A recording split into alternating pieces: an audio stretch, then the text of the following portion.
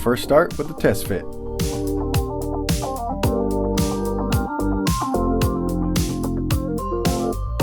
Here we can see that this OEM stud is a bit too long. We have two options to remedy this: buy shorter studs or cut it. I chose the latter one.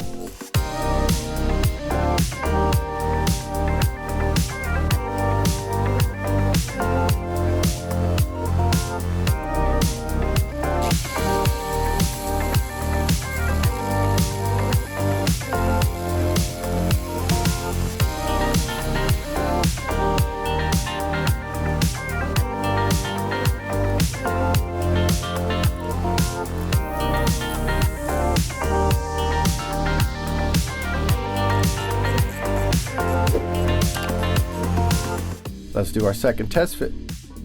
This stud now clears the manifold. This stud here touches just slightly. You guessed it.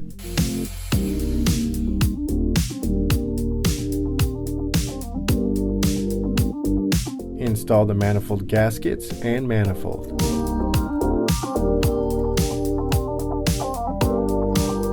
Both studs now clear the manifold perfectly. Let's install and secure the nuts. Start with the two lower first.